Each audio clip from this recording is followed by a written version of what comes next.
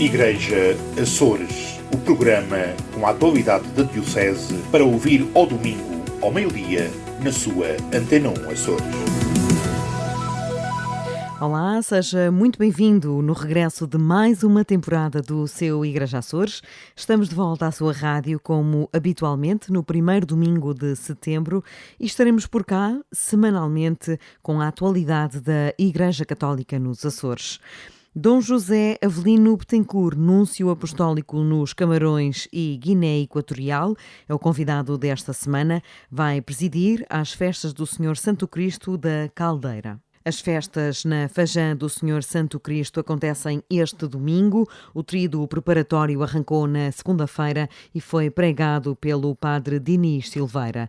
Na quarta-feira houve procissão de velas e este domingo, ponto alto da festa, realiza-se então a procissão com o habitual sermão da praça, presidido pelo nosso convidado da semana, para ouvir no espaço de entrevista. Também neste domingo, 7 de setembro, serão canonizados os beatos Pier Giorgio Frassati, o ativista italiano que faleceu aos 24 anos e que combatia o fascismo, e Carlo Acutis, o jovem que evangelizava através da internet e que faleceu aos 15 anos. Na Diocese de Angra, esta canonização foi marcada ao longo da última semana com uma iniciativa online promovida pelo padre Jason Gouveia, o Cerco de Jericó. O Cerco de Jericó são 7 dias de oração, como o povo de Deus estava em oração para conquistar a cidade de Jericó. E eu estou usando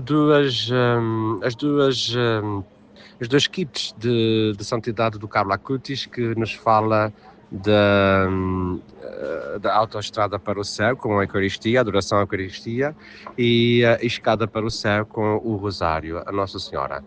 Então temos feito todos os dias com temas das frases do Carlo Acutis, o Cerco de Jericó. Vamos agora terminar o Cerco de Jericó no 7º dia, no dia da canonização, em que será de facto o momento em que as muralhas irão cair, em que haverá um avivamento novo, santos novos para uma juventude nova. E esta iniciativa temos feito em online, porque o Carlo Acutis de facto era também o apóstolo da internet, evangelizava por meio da evangelização da internet, e assim também surgiu fazermos esse momento de adoração e de rosário, a autoestrada para o céu e a escada para o céu, também online, também chegando a todos os irmãos que, para além das pessoas fisicamente estão aqui na nossa diocese, tem pessoas que acompanham desde o Porto, Madeira, Canadá e Brasil. A inspiração para esta iniciativa aconteceu na visita a Roma, a quando do Jubileu dos Jovens, entre 28 de julho e 3 de agosto, que reuniu cerca de 1 milhão de jovens de mais de 150 países. Foi a minha 10ª Jornada Mundial da Juventude e fez 25 anos que eu participei na primeira jornada. No ano 2000 eu estava em Roma com o Papa João Paulo II, no mesmo lugar em Tor Vergata. Por isso foi muito emocionante poder reviver, mas também com desafios novos, porque nenhuma jornada é igual. Foi interessante poder recordar algumas coisas que o Papa João Paulo II nos tinha dito, que principalmente que nós poderíamos pegar fogo ao mundo inteiro se nós fôssemos aquilo que nós devíamos de ser. E agora o Papa também, Papa Leão XIV, nos desafiou ainda mais a irmos mais além naquilo que nós somos para a santidade e não nos ficarmos no medíocre. Para o sacerdote e no que toca aos jovens, o Papa Leão XIV continua o legado do Papa Francisco.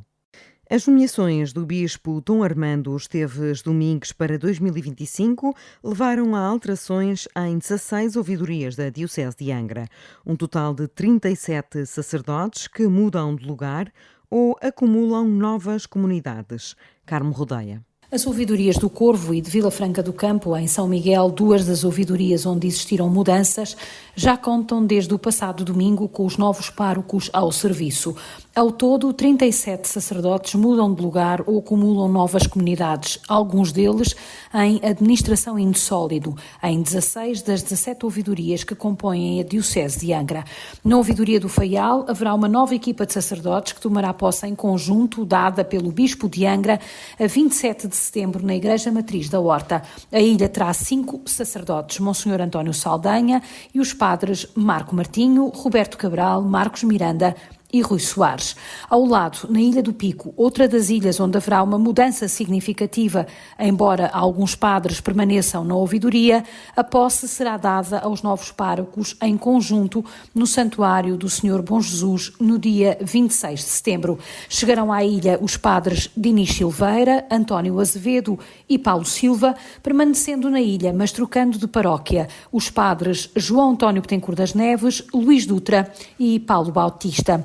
Ainda no Triângulo, a ouvidoria de São Jorge também recebe sacerdotes que tomarão posse entre os dias 9 e 14 de setembro. Chegam de novo à ilha os padres Vítor Medeiros e Leonel Vieira, permanecendo os padres Sandro Costa, Pedro Cardoso e Manuel António das Matas. Na Ilha de São Miguel existem 2 ouvidorias que também sofreram alterações significativas. Na ouvidoria dos Fenais da Vera Cruz, o padre Hélio Soares e o padre Fábio Carvalho chegam de novo e juntam-se ao padre Leonardo Baganha. As tomadas de posse realizam-se entre os dias 5 e 14 de setembro. Na Ribeira Grande mudam todos os sacerdotes e também haverá uma experiência insólido nas paróquias da cidade e área limítrofe. Assim, os padres Carlos Simas, Tiago Tedeu e Nelson Vieira serão párocos insólido nas paróquias da cidade. Ainda na Ribeira Grande, o padre Manuel da Silva Galvão ficará como pároco do Pico da Pedra e Calhetas e o padre Marco Luciano Carvalho em Rabo de Peixe. Na ouvidoria das Capelas, o padre Nuno Pacheco de Sousa assumirá a paróquia de Vila e o curato de Nossa Senhora da Conceição, onde tomará posse já neste fim de semana. Ainda nesta ouvidoria da Costa Norte do Concelho de Ponta Delgada, os padres Horácio Dutra e Maximino Medeiros serão párocos insólido em São Vicente Ferreira. Na ouvidoria de Ponta Delgada, a única mudança a registar é nos Arrifes, onde o padre Silvano Vasconcelos será pároco na Saúde, Milagres e Capelania da Piedade. Tomará posse nos dias 4 e 5 de outubro.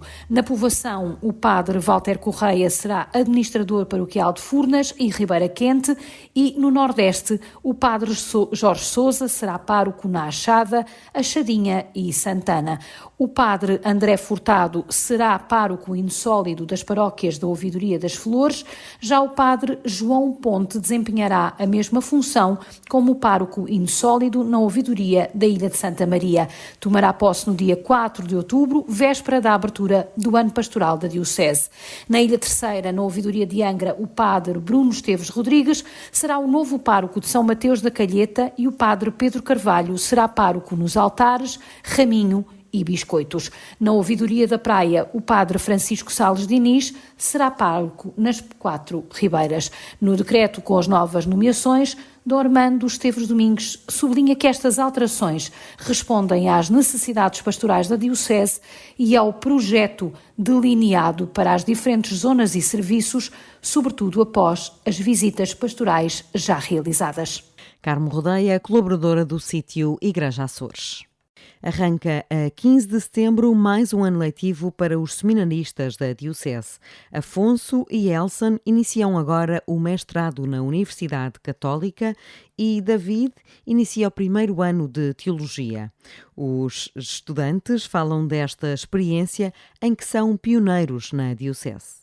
A experiência do primeiro ano de formação de seminário num novo contexto no Seminário Maior do Porto começa por ser um pouco difícil, com as dificuldades inerentes a qualquer tipo de adaptação, mas que gradualmente foi-se afigurando de forma cada vez mais favorável também a um maior amadurecimento, e que é aquilo também que se pretende na formação de um seminarista e no seu percurso de discernimento. E por isso, ao longo do ano, a vários níveis, ao nível da dimensão humana, com convívio e interação com os colegas, com os formadores, A parte académica geralmente não foi um grande desafio, porque realmente o Seminário de Angra deu uma boa formação de base àqueles que já iam com este caminho de trás.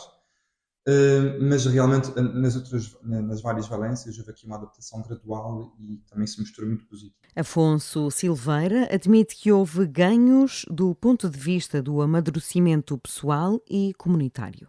Sem dúvida, isso e sobretudo deste ponto de vista do amadurecimento que existe sempre, como o processo de crescimento, o próprio crescimento dos ossos causa dor, portanto, ao nível do amadurecimento esta é a palavra que se calhar convém sublinhar. Sim.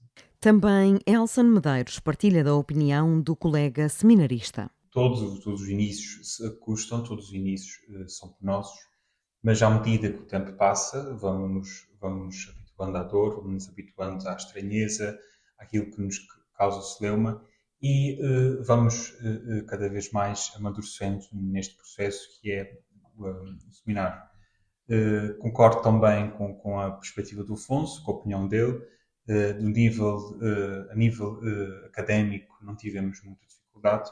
Foi um grande desafio, porque tivemos que condensar praticamente 2 anos para despacharmos, para abreviarmos a nossa estadia no Porto.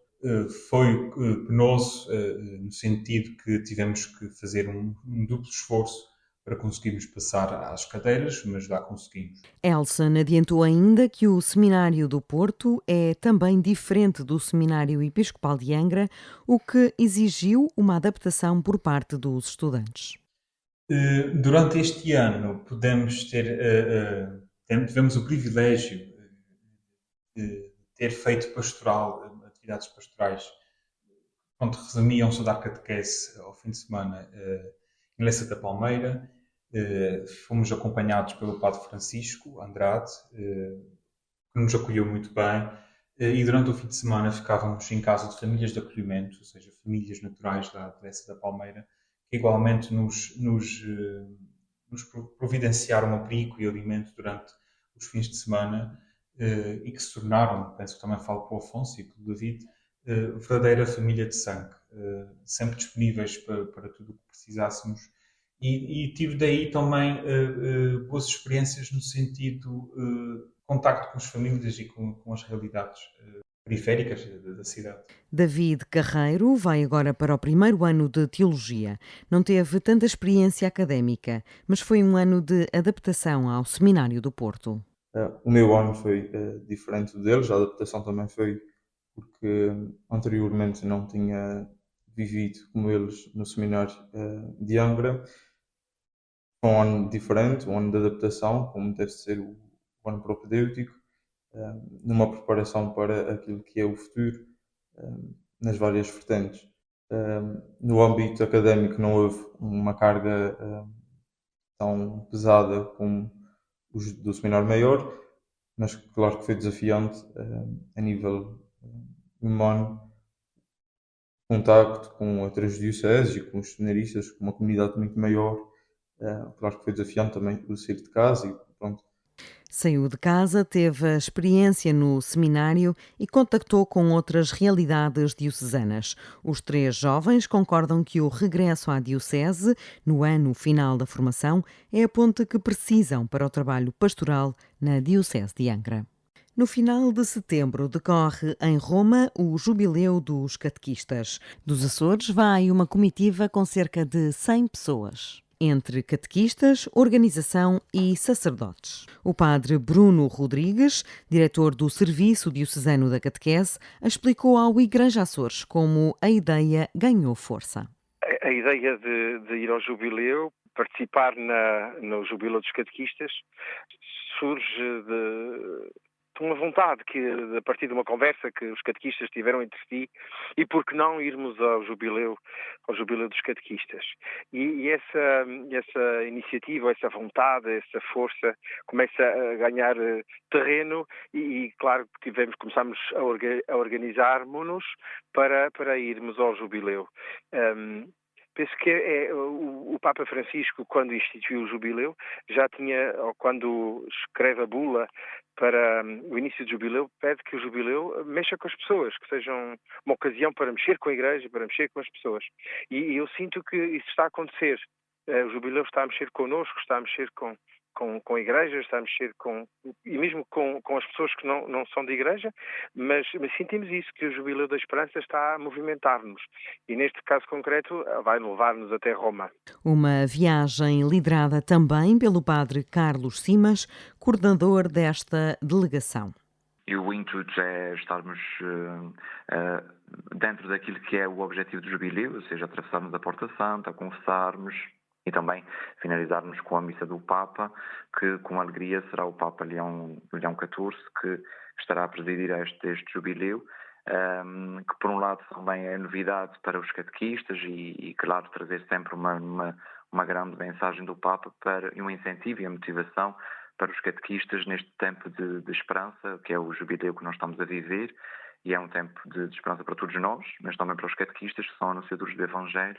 E o propósito é este mesmo, é ir buscar a motivação ao pilar da Igreja, que é o Santo Padre.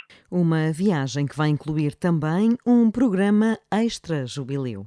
Sim, nós juntamos o útil ao agradável, ou seja, nós vamos a Roma, mas também aproveitamos um bocadinho para fazer um trajeto, um circuito de visitas religiosas, à Santa Maria Maior, ao Museu do Vaticano, vamos um dia a Assis, à cidade de Assis, vamos ter esse trajeto, esse circuito que nos proporciona também o contacto com aquilo que é a realidade e a história daquilo que é a cidade de Roma, a cidade, digamos, a cidade eterna. O grupo parte para Roma a 24 de setembro e regressa no dia 30. Para muitos destes catequistas será a primeira vez que conhecem Roma. Para os mais velhos é certamente a última visita à cidade eterna devido ao esforço que esta viagem exige. A Ouvidoria das Flores inaugura este domingo a exposição que congrega as custódias de todas as igrejas da ilha. Custódias da Ouvidoria das Flores, o rosto visível do mistério, é o nome da mostra patente na matriz de Santa Cruz das Flores. Esta exposição vai ser, portanto, uma mostra de todas as custódias das paróquias todas, das igrejas todas, aliás, da Ouvidoria das Flores, e ainda com uma que é da Santa Casa da Misericórdia de Santa Cruz, que também se junta ao conjunto de todas as custódias. Portanto, é uma forma de mostrar a beleza física das peças em si, e também o valor simbólico delas, e numa forma, neste Jubileu da Esperança, em que todos estamos a celebrar de uma forma unificante e, portanto, para mostrar a união de toda a ilha neste momento jubilar. António Maria Gonçalves, do Conselho Pastoral de Ouvidoria, diz que esta exposição já está a ser pensada há muito tempo e pretende atrair os florenses à Igreja Jubilar. A intenção é precisamente fazer com que seja mais uma coisa em que provoque as pessoas e estimule as pessoas para também se dirigirem à nossa Igreja Jubilar. Contamos que seja uma oportunidade interessante e diferente para as pessoas verem as peças que habitualmente costumam ver nas suas igrejas e que agora estão todas juntas e que são muito diferentes. Até eu, que sou um frequentador assíduo das nossas igrejas, tinha algumas que não conhecia assim tão bem de perto e que são realmente peças interessantes e com um valor simbólico muito grande, porque nós, ao revermos nas custódias ali presentes, além de pensarmos no Senhor que por ali passou tantas e tantas vezes, pensamos também nos sacerdotes, naqueles que estiveram de joelhos junto a elas, naqueles que se ajoelharam ao longo dos séculos, sim, porque alguns já têm séculos, ao longo dos tempos, adorar o Senhor no Santíssimo Sacramento. Peças que estão ainda ao serviço do culto e que poderão ser visitadas entre 7 de setembro e 31 de outubro na Sacristia Norte da Igreja Matriz de Santa Cruz, a Igreja Jubilar das Flores. começávamos justamente por agradecer, Sr. Dom José, muito obrigada pela disponibilidade que tem para falar com o sítio Igreja Açores, interrompendo as férias, uns dias antes da festa do Senhor Santo Cristo da Caldeira. Qual é o significado que tem para o Senhor, porque no fundo é um regresso também a casa, presidir a esta festa este ano em que o santuário é a Igreja Jubilar da ilha, que tem por tema Cristo, Nossa Esperança? Bom, saudações a todos que nos seguem e realmente o estar nesta festa do Senhor Santo Cristo da Caldeira toca nas raízes da família, pois desde jovem recordo-me da gente, da nossa família, ir em peregrinação a esta caldeira do Senhor Santo Cristo. Portanto, a família está bastante envolvida com esta tradição. É uma igreja jubilar este ano santo, com o tema Cristo, Nossa Esperança. É um lugar que tem acolhido gerações de fiéis. É uma localidade mística, com a caldeira, com o lago. Direi que é o campo estela da região, com uma natureza extraordinária, uma história de um povo e uma fé viva que geração atrás geração atrai fiéis, e este ano tem-se visto uma atividade religiosa muito efervescente, muito viva. De facto, tem sido local de devoção popular, e acredito que esta devoção popular, portanto, baseia-se no acreditar em Jesus Cristo ressuscitado e na vida eterna, que é o que nos dá verdadeiramente a esperança. Às vezes, Sr. Dom José, quando nós olhamos para os santuários, e o santuário do Senhor Santo Cristo da Caldeira, naturalmente na sua dimensão e especificidade própria, mas dizia eu, quando olhamos para a vivência da fé nos santuários, às vezes até parece que estamos numa igreja diferente, ou pelo menos num espaço de igreja diferente, porque efetivamente olhamos para as paróquias, vemos um decréscimo da participação, de uma certa desvalorização até dos cristãos pela Eucaristia. Esta vivência comunitária pode ser, de facto, um momento para a Igreja também deixar as chamadas guidelines para que os cristãos possam ser verdadeiramente cristãos no mundo. Sim, eu creio que um lugar como o Santuário do Santo Cristo da Caldeira requer uma certa decisão, porque as pessoas têm que deixar o conforto das suas casas, têm que caminhar uma certa distância, e é um propósito que se faz para deixar atrás as distrações e outras prioridades para ir ao encontro da fé no Jesus Cristo, porque é a imagem do Santo Cristo que está ali presente, e é uma oportunidade para a Igreja estar próxima e ao mesmo tempo dar o melhor de si, porque neste ajuntamento os fiéis levam o melhor da sua fé e procuram, portanto, homenagear Cristo e ao mesmo tempo procurar, portanto, renovar a fé, e estes santuários são muito importantes para os fiéis. E eu creio que nós temos esta graça de ter este santuário aqui na Ilha de São Jorge, e que o clero tem feito muito para promover e estar próximo aos fiéis, e de graças também ao Sr. Bispo de Angra, dos Açores, por toda a promoção. Este ano que é o ano jubilar, temos visto tantos diferentes grupos a frequentar o santuário. Recordamos que tivemos ali a Aldeia da Esperança dos jovens, tivemos o jubileu também dos músicos, das filarmónicas, das famílias, e ao mesmo tempo levou-se a imagem fora do santuário ao encontro dos centros de saúde, dos lares, e isto fala-nos de uma proximidade extraordinária portanto, da fé, da Igreja do Povo. E isto é de realmente reconhecer o grande esforço que o clero tem feito para estar próximo ao povo, aos fiéis.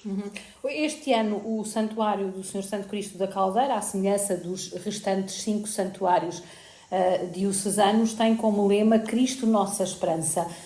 Qual é a mensagem principal que o Senhor vai deixar este domingo do Senhor Santo Cristo da Caldeira?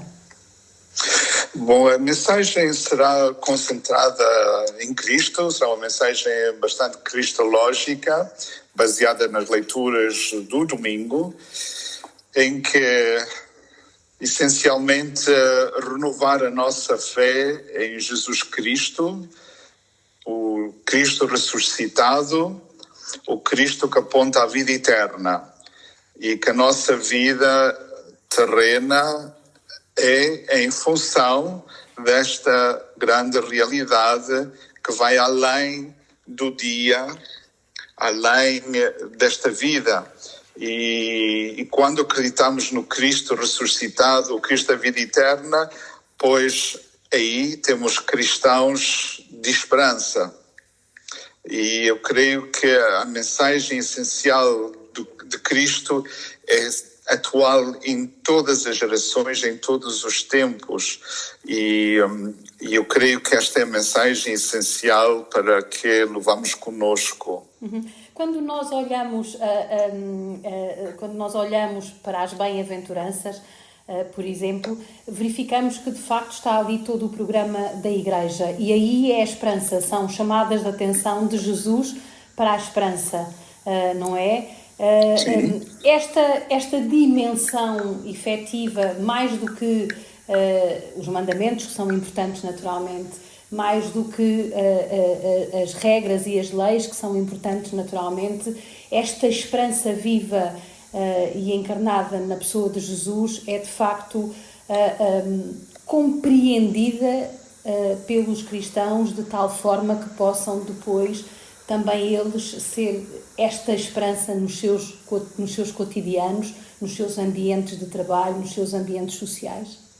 Exato. Bom, eu creio que as bem-aventuranças e os ensinamentos de Cristo apelam muito ao coração do humano, um coração que abraça a realidade que vive e ama o mundo que vive. E isto faz toda a diferença no relacionar-se com o próximo e com o mundo que vivemos, seja do respeito pelo próximo até o respeito do ambiente. E porque, ao fim e ao cabo, tudo a criação de Deus, e somos chamados a amar o que Deus nos mandou. E creio que as bem-aventuranças, portanto, descreve num modo concreto, mas que tem que ser sentido na profundidade do coração de quem o vive, do cristão que acredita, que é praticante. E este é o grande desafio de todos os tempos. Mas nós encontramos exemplos extraordinários, mesmo entre os nossos fiéis que vêm à Caldeira Santo Cristo e a tantos outros santuários desta diocese. E é preciso que a gente também valorize e reconheça o bem que é feito aqui. O senhor recorda os nossos ouvintes que estou a falar com o núncio apostólico, o representante da Santa Sé em 2 países africanos, Camarões e Guiné Equatorial, o senhor Dom José Avelino Betancourt. Pergunto-lhe, Sr. Dom José, quais são os desafios pastorais que tem encontrado nestes países? O senhor que também tem andado pelo mundo, já esteve na Geórgia, na Arménia, como núncio, como representante da Santa Sé. Pergunto-lhe quais são os grandes desafios neste mundo globalizado em que nos encontramos, quais são os grandes desafios que se colocam à Igreja e, sobretudo, a estas igrejas mais locais do continente africano, onde são visíveis novas vocações e também uma atenção muito especial às questões sociais. Sim, pois na África os desafios por vezes são produto da grande expansão. E, nesse sentido, os próprios desafios ou dificuldades são oportunidades para procurar soluções adequadas aos nossos tempos. Na África, onde eu estou, nos Camarões e Guiné Equatorial, há muita fé, é uma fé viva, evanescente, muito ligados à Igreja Universal, há muitas vocações. Creio que não há seminário nenhum com menos de 100 seminaristas, 150, mais de 200. Há grandes exemplos de santidade nos catequistas, em todos os setores da Igreja. A Igreja está muito presente na educação, está muito presente nos serviços sanitários, centros sociais e no desenvolvimento do país, desde os primeiros missionários que lá chegaram. É uma igreja que é muito respeitada, que é muito acolhida e é uma sociedade muito ligada também às tradições. Não são duas situações muito diferentes. Enquanto os Camarões são 33 milhões de habitantes com 26 dioceses, o Guiné Equatorial são 1.800.000 habitantes, muito católico também, muito de tradição espanhola, porque é o único país da África que é da língua espanhola.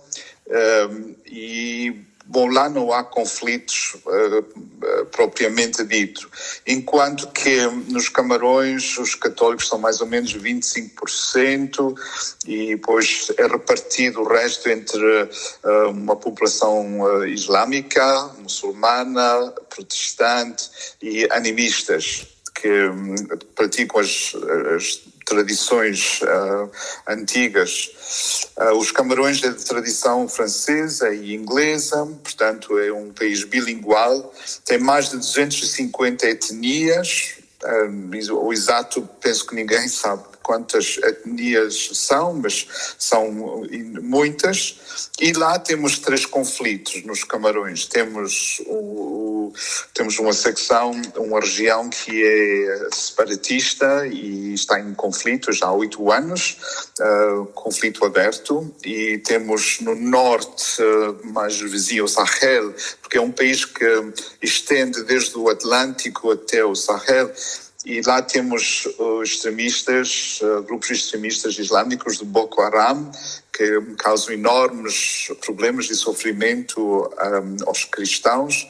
E depois temos também um outro conflito, menos violento, digamos, mas 1 milhão de refugiados que entram no país desde o Tchad e Centro-África e entram no país à procura de certo refúgio e certa paz.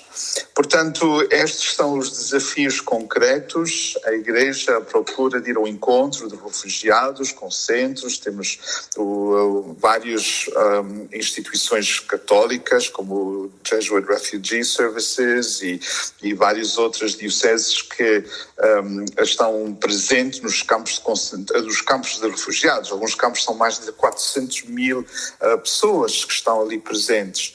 E Bom, o problema do Boko Haram no norte é um verdadeiro problema. Vou lá estar no mês de outubro e no mês de dezembro e, de facto, é uma procura de estar presente, aproximação, de procurar de ver a humanidade em cada pessoa, para que realmente a gente veja não o outro como um adversário, mas como um ser humano que procura aquilo que é mais essencial na vida, que é o viver em paz.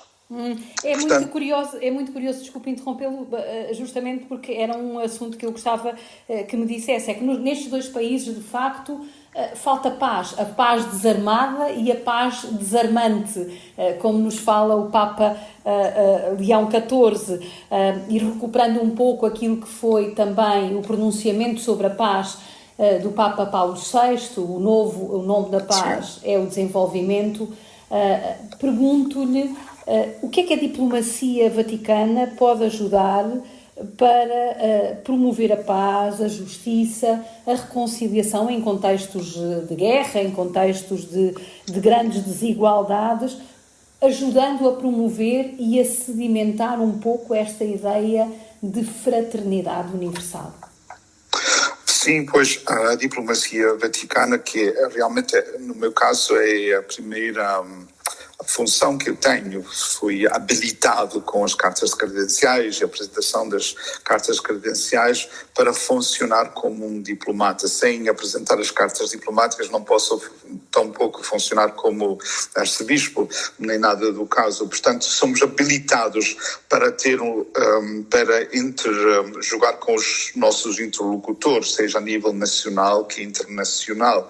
E, portanto, bom, a primeira coisa deve sair através da fé, da proclamação da palavra de Deus, à procura da paz, que é a nossa base, e o desenvolvimento, para que a riqueza do país, que é realmente uma realidade verdadeira. Eles produzem alimentação que dá para exportar para toda a região e tem uma riqueza natural realmente extraordinária, desde o petróleo ao ouro e tudo isso.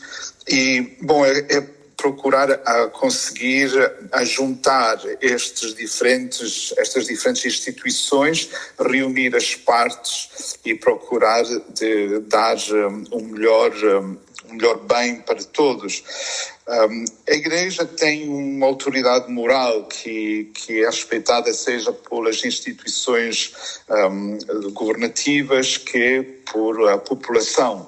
E, por vezes, uma visita de um representante da Santa Sé, um diplomata da Santa Sé, a um certo local, a uma certa situação, atira atenção e faz com que ajunta várias entidades para poder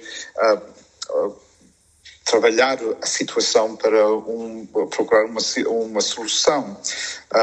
O diálogo é importante e, por vezes, algumas instituições encontram-se muito desviadas e às vezes nem tão pouco estão conscientes do que se passa em certas regiões. A Igreja tem uma rede muito bem desenvolvida, está presente onde outras instituições não estão presentes, estão muito próximas ao povo no terreno, com as suas escolas, com os seus centros de saúde, com os seus centros de apoio social e desenvolvimento, e também tem a graça de receber apoios da Igreja de todo o mundo, que chegam para projetos pontuais e aqueles projetos pontuais, às vezes com mesmo poucos recursos, consegue unir a comunidade para todos juntos trabalharem para construir qualquer coisa e ao mesmo tempo sentirem-se que são os proprietários, os donos daquilo que estão a construir. E isto motiva, tem uma dimensão muito mais grande do que apenas, digamos, atirar dinheiro para um problema. E aí é que a Igreja consegue fazer uma diferença. Creio que as dificuldades que são vividas, nenhuma instituição sozinha pode afrontar. tem que ser uma cooperação entre diferentes instituições, desde aquelas instituições do governo, as instituições vivas, sociais, os diferentes portanto, comunidades religiosas, que podem juntos mudar o espírito, o coração e dar força para a cooperação para resolver os problemas. E eu acredito que o povo das localidades pode fazer muito, tem que ser apoiados e encorajados num modo positivo, porque às vezes no mundo moderno, que é muito globalizado, por vezes interesses particulares que são puramente portanto, comerciais e que querem aproveitar-se, por vezes estes interesses criam grandes dificuldades nas comunidades locais. E aí que a diplomacia vaticana pode e faz-o. Meus colegas são 54 países na África, uma terça parte dos núncios apostólicos da Santa Sé, portanto os embaixadores do Papa, encontram-se na África, porque ali há uma grande necessidade da atenção da Igreja, e a Igreja, portanto, dispõe. É muito interessante porque ainda ontem, nós estamos a abeirar-nos mesmo do final desta nossa conversa, mas dizia eu, ainda ontem lia um despacho, uma notícia da Fundação da Ajuda à Igreja que Sofre, que entrevistava um padre claretiano, justamente nos Camarões, na Guiné Equatorial, aliás, onde ele dizia que muitas vezes nós, para podermos participar numa celebração eucarística, temos de andar 2, 3, 4 horas a pé, e mesmo assim conseguimos que as pessoas estejam presentes e queiram participar. O que é que mais o tem marcado neste contacto com as comunidades africanas? Sim, eu confirmo isso que o padre Claretiano diz, em lugares, portanto, onde há grupos islamistas, ainda torna-se mais perigoso, porque algumas destas famílias vivem longe dos lugares de culto e têm que sair, têm que andar a pé 3, 4 horas, às vezes passando por lugares de grande perigo, onde o tiroteio pode até atingi-los e eles ficarem sem vida. Passam a viagem a pé, a rezar o terço e a oração da Santa Maria tem um relevo muito importante agora e na hora da nossa morte. Amém. Portanto, eles chegam a estas celebrações e são celebrações muito vivas, muito cheias de fé, e é com grande alegria que se encontram, grande saudade. Passam a manhã, a tarde nos ajuntamentos, portanto, de fé, e depois voltam para as suas casas com os mesmos perigos, com o mesmo risco de perder a sua vida. Isto aí no norte, naqueles lugares onde existem estes grupos extremistas. Também fiquei muito marcado com as tradições dos povos, os chefes tradicionais e todos os rituais e cerimónias e vestes e o colorido e a música e todo o acolhimento. Portanto, várias vezes, todas as vezes onde viajo, sou levado ao encontro dos chefes tradicionais, ou eles até aproximam-se para vir cumprimentar o núncio apostólico. Para eles é uma ocasião muito grande quando aparece o núncio apostólico. E, portanto, a grande dignidade e a grande nobreza do povo local sempre me tocou muito, e eu acho que é uma coisa muito bonita. Portanto, há coisas muito, muito bonitas nestes países que, portanto, eu sempre abracei e procurei de amar ao máximo. É muito fácil, e termino com esta pergunta, é muito fácil, parece, ter-se fé no Ocidente, onde temos todas as comodidades, onde não precisamos de arriscar a nossa vida por a fé que professamos. Talvez hoje no Ocidente haja outros perigos, outras ameaças à fé, a questão da secularização, o desinteresse, a demissão dos cristãos daquilo que é o seu papel no mundo. Diante da imagem do Senhor Santo Cristo da Caldeira, este fim de semana, diante desta expressão de fé popular que o Senhor conhece tão bem aí em São Jorge e em todo o arquipélago dos Açores. O que é que leva para a sua missão diplomática e o que é que vai partilhar com os açorianos daquilo que é a sua experiência diplomática neste campo da fé? Sim, bom, eu acho que esta peregrinação ao Caldeira Santo Cristo vai ser uma autoafirmação da Igreja Doméstica que recebi dos meus pais, dos meus avós, e, portanto, será uma autoafirmação e, ao mesmo tempo, dá uma ocasião de estar junto aos fiéis. Eu creio que a Igreja aqui, nos Açores, de qualquer modo, participa na missionaridade deste bispo missionário, digamos, e, portanto, é uma compartilhação de uma missão cristã que dá também sentido àquilo que nós acreditamos, que nós rezamos, que nós participamos. Portanto, eu acho que é uma colaboração mútua, espiritual, e que acho que afirma a nossa vocação cristã, seja aqueles que se encontram, digamos, nos locais onde vivem, para aqueles que estão em missão noutros lugares, assim como aqueles que são chamados à missão, digamos, doméstica, na própria diocese, no próprio país. Portanto, eu acho que é uma procura, uma autoafirmação da nossa fé, com exemplos vivos e com uma ação que é real. Muito obrigada, Sr. Dom José, pela disponibilidade para nos conceder esta entrevista e boa festa. Muito obrigado a todos. Dom José Betancourt, o primeiro convidado da 10ª temporada do Igreja Açores. Nós estamos de regresso na próxima semana. Até lá.